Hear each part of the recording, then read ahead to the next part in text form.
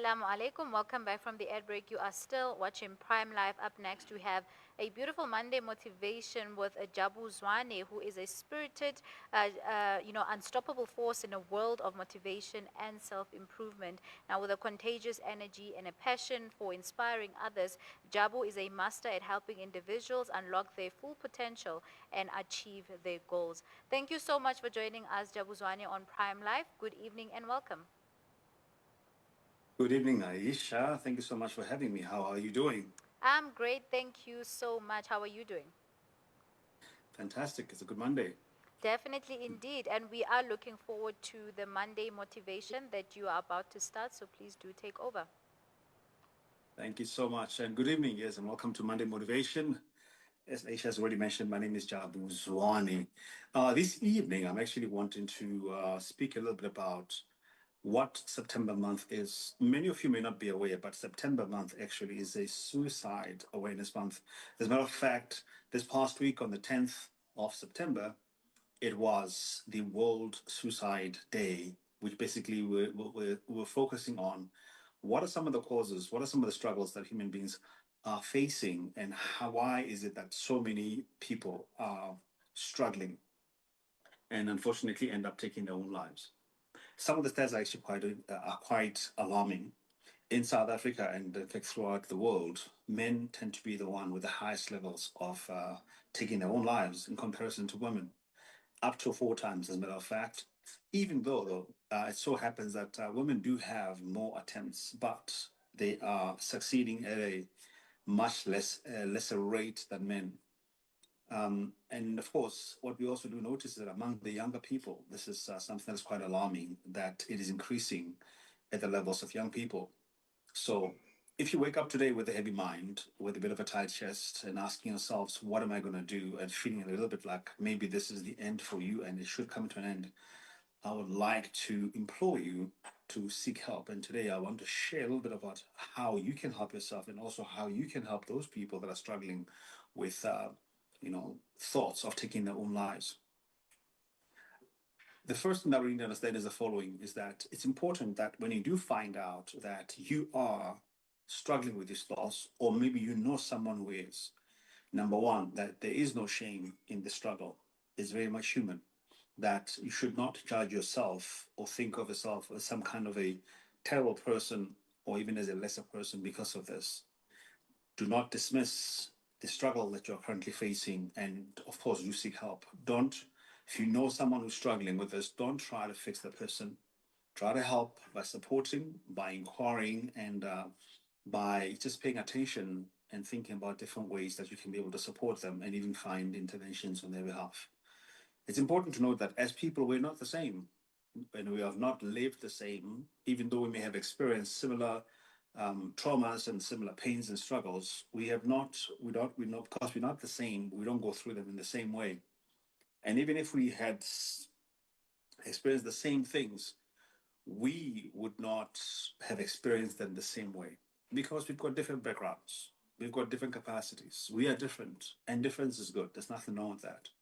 So when people are going through a hard time and struggling to cope, it's important for us to know that they're not pretending, they're not trying to seek attention, they're not trying to be difficult, and they most definitely are not being unspiritual or trying to find some attention. In humanity, we are all going through many different struggles, and not all of us have the resources, have the support, or even have the emotional, spiritual, and mental bandwidth to go through some of these stuff, these terrible things. So, what is overwhelm? Overwhelm is when your body is feeling overloaded, feeling like really whatever you're going through in life is too much that you cannot be able to go to hope. The load feels like it's greater than your capacity to handle it. It's not proof that you're weak, as I've mentioned, but it is data that your nervous system is trying to carry on too much, too fast, and that you should look at different ways of offloading some of the pressures that you're currently going through. Think of it this way: every day you wear an invisible backpack. Some items you choose, some are thrown. For example, when you lose a loved one, you didn't plan for that. That gets thrown at you, or when you lose your job. But When the straps bite too hard into your shoulders and you can feel like this is becoming too much, and your brain goes into survival mode, it cuts the power to non essentials, and motivation doesn't seem to be coming about. Creativity, will to get up and to do even things that you used to like, you're feeling overwhelmed. So we don't need to be powering through. It's important that we realize that we need to we need to employ practical steps to offload. You start to think about what is it that you can be able to deal with now in small chunks. Let's say, for example, you find that you don't know how to say no, and you keep on saying yes to so many things, and you become overwhelmed because you say way too many yeses to so many people. Then start to learn to say no. Start to think about how much time you've got, how much capacity you've got, and start to say no. It's important to realize that we have to give ourselves a little bit of grace and understand that it's okay that we don't have the capacity sometimes.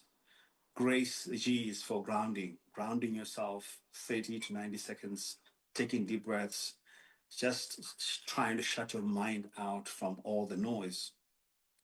Palm rest, deep breaths, and even maybe a little bit of walking. Number two is to regulate that breathing. So if that thought is coming through, disrupt the thought by taking 5 deep breaths, especially holding it to that point where you feel like you're going to pass out and letting it go.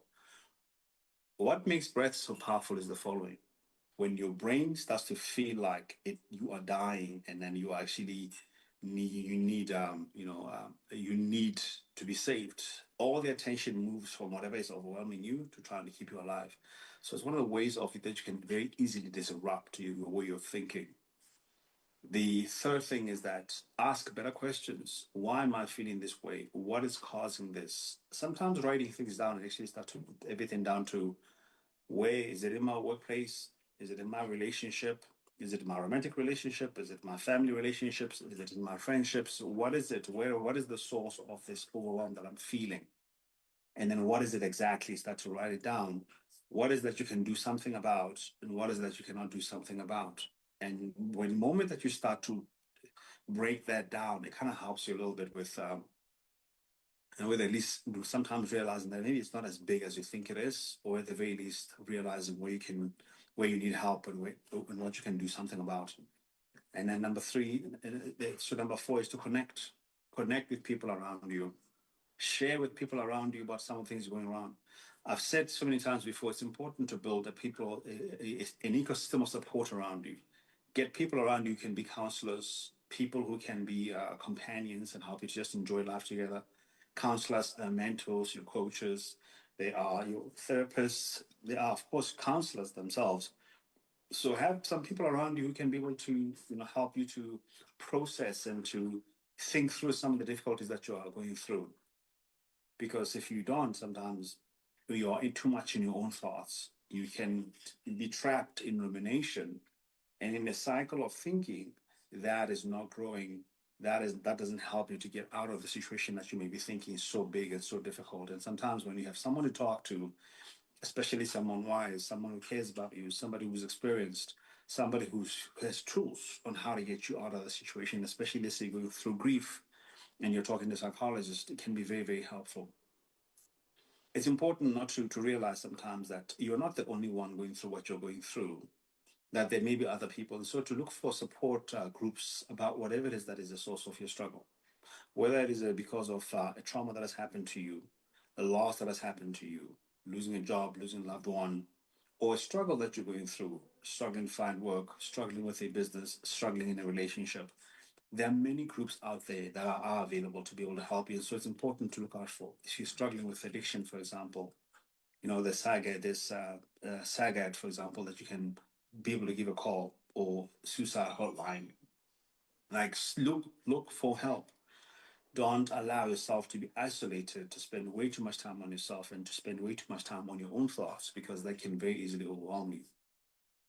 And how can you be able to know if someone that you care about is struggling with these kind of thoughts? First of all, pay attention to the changing moods. If somebody used to be, for example, very hyper, and all of a sudden they're starting to be very flat, and it's been a while, they're not laughing as much anymore, they're not enjoying what they used to enjoy, they want to be by themselves, they're a bit irritable. and they also are making jokes even about taking their own lives. And every now and then they complain a lot about how difficult life is and how much they're struggling. It's important to inquire. It's important to inquire with the intention to really understand. If you find that you don't have the tools and you cannot be able to help, perhaps you yourself, as somebody supporting a person who's struggling with suicide, you can call the hotline yourself and ask for practical ways on how you can support this person. Perhaps you personally can even go and seek counseling yourself and seek psychological intervention yourself or spiritual intervention yourself to be equipped with tools on how to support this person and also how to manage the emotional struggle that you could potentially face from realizing that your child, your husband, your brother, your sister, or somebody you care about, your friend, is going through such a hard time.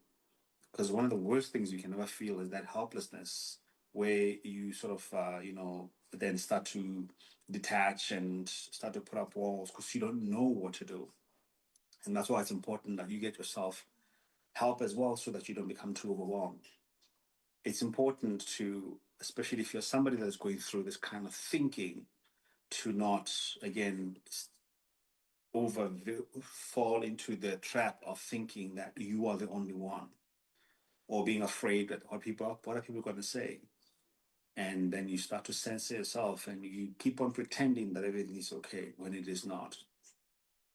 It's important that you do something to help yourself. And one of the ways that you can also help yourself is that start to pay attention a little bit to sleeping patterns. Pay attention to whether or not you have been doing some exercises and doing something to be keep yourself healthy. Look out for some of your diet, especially if you're eating high fatty foods, if you're drinking too much alcohol, if you're not taking, if not eating healthy foods that help you with your brain health, help you with your heart health, help you with your cognitive functions.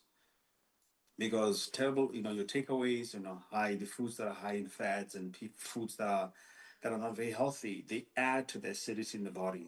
They add to, say, for example, the lethargy, which is that loss of energy that you sometimes feel from feeling a bit depressed, from feeling a bit overwhelmed, and feeling like maybe there is no hope.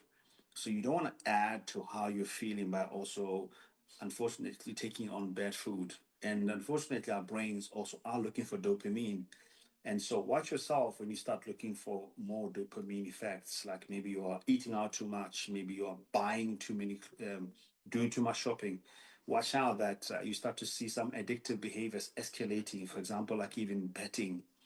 And, maybe you are spending way too much time in front of your screen, your TV screen, your phone screen, and you're also watching the kind of content that is quite addictive.